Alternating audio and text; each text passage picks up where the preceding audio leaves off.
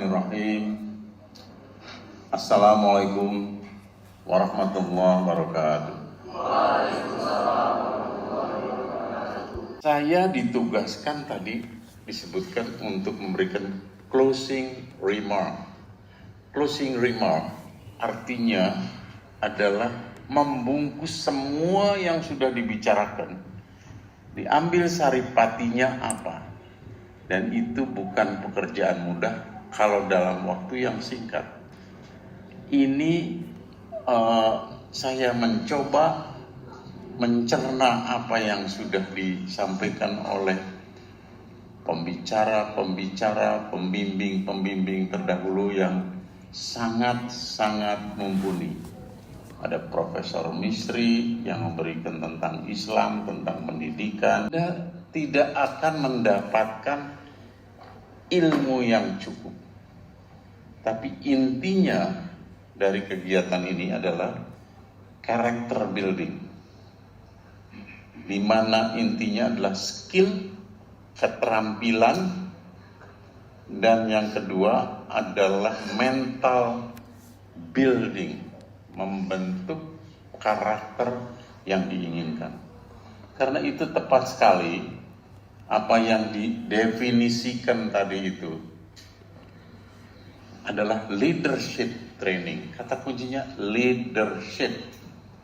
Yang kedua adalah menyalakan api di dalam dada setiap Anda. Ananda laki maupun Ananda yang perempuan. Apa bedanya sebelum masuk ke sini dan sesudah masuk di sini? Waktu masuk di sini mungkin Ananda cuma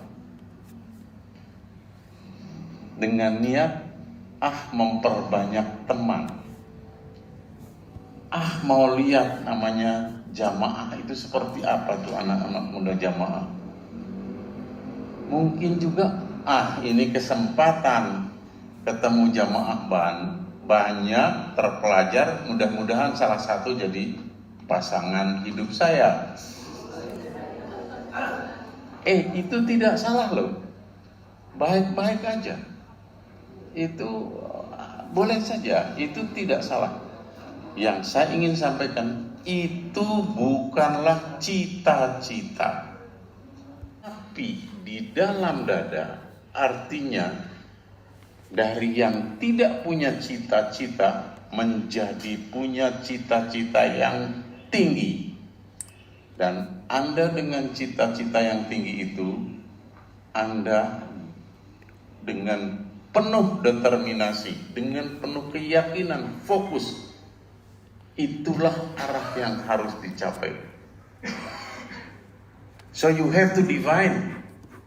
Anda harus mendefinisikan sendiri setiap Anda, dan mungkin berbeda-beda.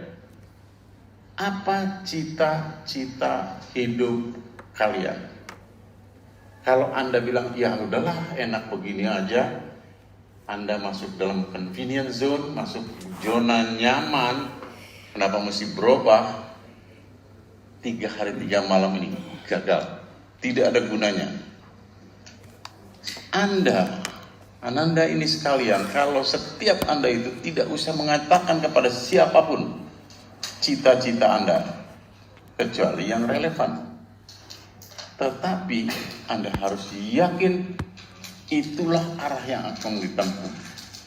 Kalau sekarang dalam beberapa jam Anda pulang dan Ananda tetap saja tidak, gimana nantilah, failure. Seluruh kegiatan ini mubazir. Itulah yang disebut training leadership Anda. Harus ada objective of life, harus ada cita-cita, harus ada tujuan hidup Anda mau gimana. Dan taruhlah setinggi-tingginya yang mungkin dicapai, setinggi-tingginya.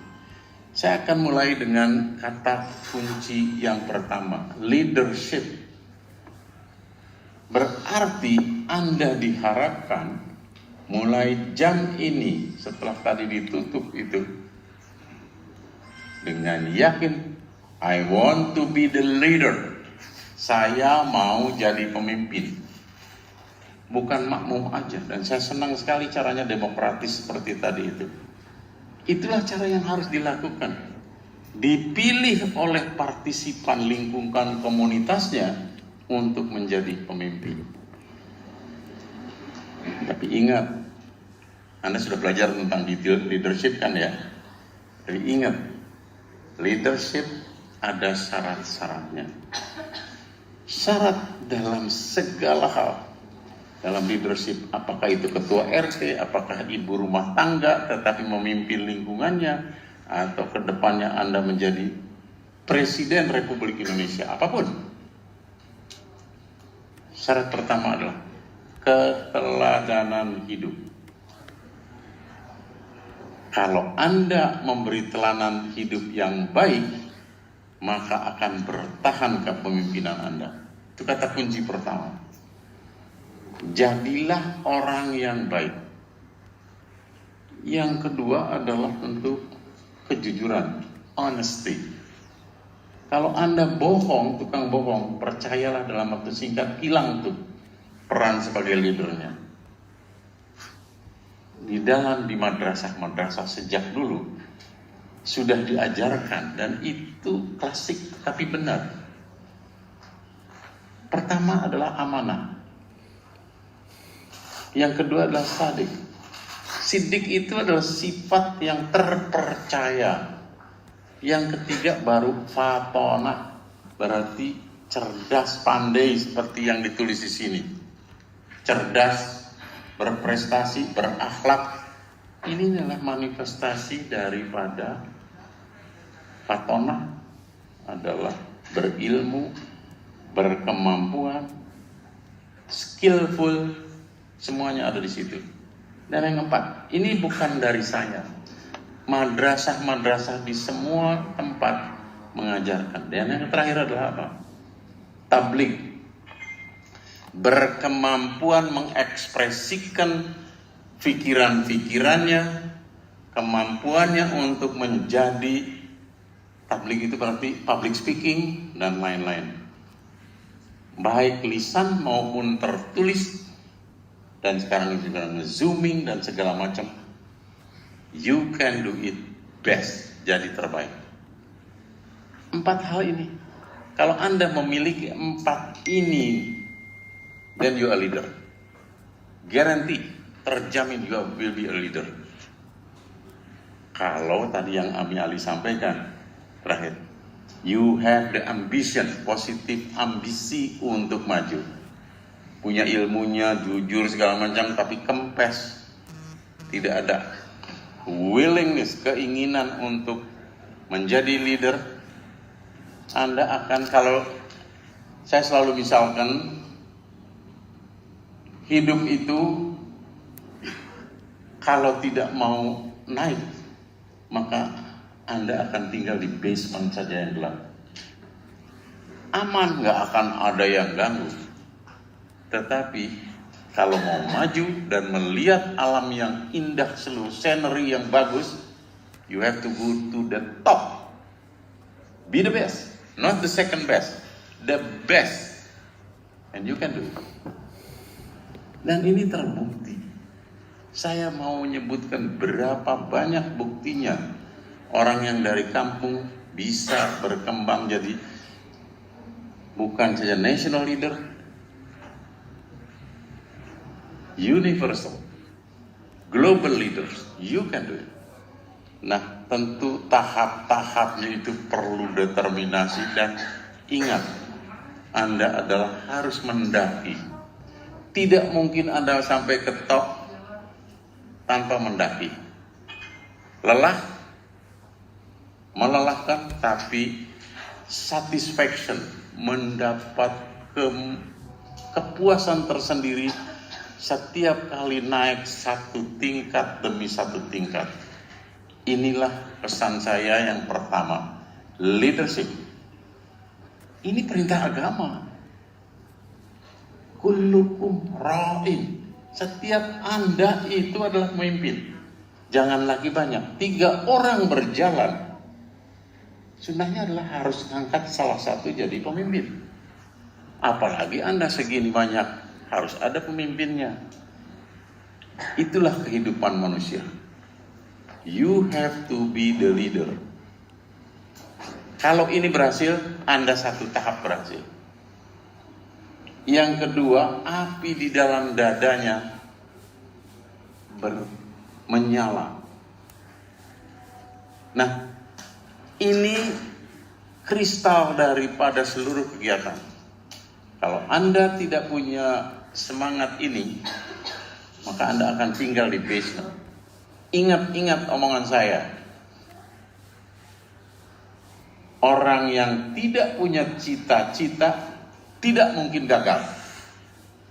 Tidak mungkin gagal karena dia di basement aja. Tetapi sekaligus dia tidak akan berhasil jadi apapun. Tidak pernah gagal, tapi tidak pernah. Apa Anda mau seperti itu? Harus naik ke top. Berarti Anda akan jatuh bangun Anda. Ada tentangan, ada saingan. Nah, ini yang harus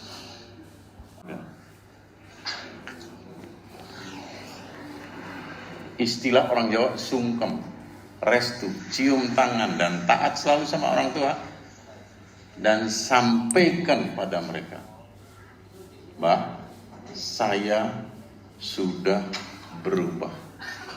Saya akan menjadi the best. Saya akan menjadi teladan dalam hidup dan saya akan punya cita-cita dan saya akan berpegang pada cita-cita itu. Dengan sopan sampaikan dan minta restunya.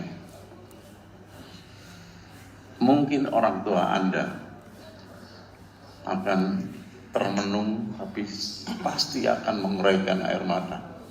Anak saya mulai sekarang sudah berubah. Jadi orang yang mau jadi teladan dan mau jadi pimpinan dan mau maju.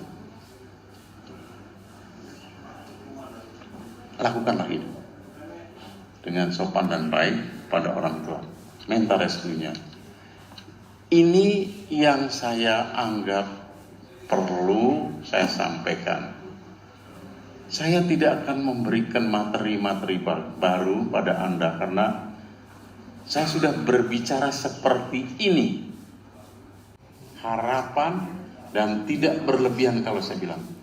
Andalah harapan satu-satunya untuk bangkitnya jamaah di Indonesia.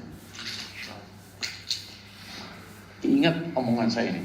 Anda dan angkatan-angkatan terdahulu, kalau sekarang 23, rata-rata 100, hanya 2.000 orang, mungkin 50%-nya dari itu, yang bisa mengangkat kembali jamaah kita untuk menjadi bagian yang terkemuka di masyarakat Indonesia. Tahun 2006, saya kasih moto, lebih membaur dan lebih kontributif pada Indonesia, karena kita bagian dari bangsa Indonesia harus lebih kontributif. Tertulis tahun 2006 saya katakan itu dan masih berlaku sekarang. Saya setiap kali di semua tempat saya bicara tentang lebih membaur, lebih kontributif. Apa berarti harus lebih kontributif? Berarti apa yang sudah terjadi dari tanah yang gersang dan di provinsi 5 di Yaman itu menyebar ke seluruh dunia. Di Saudi Arabia, the most powerful entrepreneur adalah Hadarin. Di luar keluarga raja. Keluarga raja itu memang hasil minyak negeri itu milik mereka, jadi bukan karena effort, bukan karena kerja keras, tapi itu granted, dapat. Setiap kota, Mekah, Madinah, semua toko-toko, sebagian besar sampai ke konglomerasi adalah ada saya nggak usah sebut satu-satu, banyak sekali. Dari sana Bin Mahfud dan lain-lain semua itu, Rajhi dan lain, semua adalah kader ini. Successful sampai sekarang. Indonesia, ini yang spesifik, itu hanya untuk perbandingan. Indonesia pada waktu awal itu mereka datang ke sini tidak dengan ilmu, tidak dengan uang, hanya modal karakter, percaya diri, dia masuk di Indonesia dan berhasil menjadi bagian dari kesultanan, ada yang jadi mantu, ada yang punya keahlian agama, dia jadi katakanlah dai, dan segala macam bisnis dilakukan. Dalam waktu 50 tahun lebih, diaspora yang terbesar adalah abad ke-19. Di abad 20, keturunan Arab itu di awal tahun 1900 sampai 1950, keturunan Arab ini jauh lebih kaya dan lebih berpengaruh dari Cina yang sekarang. Baude ini lebih berpengaruh. Sebagian 20% dari Jakarta tanahnya dimiliki keturunan Arab. Semua perkebunan seluruhnya dari Jawa Barat itu seluruhnya, teh dan lain-lain, Mas Abi dan lain-lainnya. Kota Solo, industri tenun dan lain-lainnya, semuanya banyak dikuasai oleh mereka. Dulu bisnis yang terkaya sekarang itu dari rotok rokok kretek. Rotok rokok kretek itu adalah home industry keturunan Arab. Merek-mereknya Anda belum tahu ya. Saya masih kenal, ada Grendel, ada macam-macam. Dan yang terbesar SAB, Pak Agil.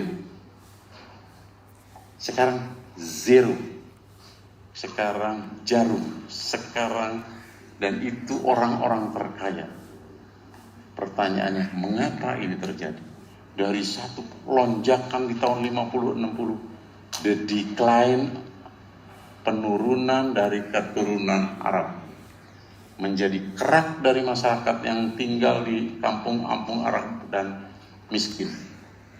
Sekarang saya melihat, saya punya harapan yang besar sekali. Ini sedang rising kembali. Dan itu adalah anak-anak muda, pengusaha, profesional, dosen-dosen, semua dengan ilmu dan akhlak. Inilah mission yang harus jadi pegangan Anda. Anda hutang darah kepada mereka, kepada kampung-kampung Arab itu. Pada kampung Arab Anda hutang darah. Anda harus bantu untuk mengangkat derajatnya. Anda saling bantu.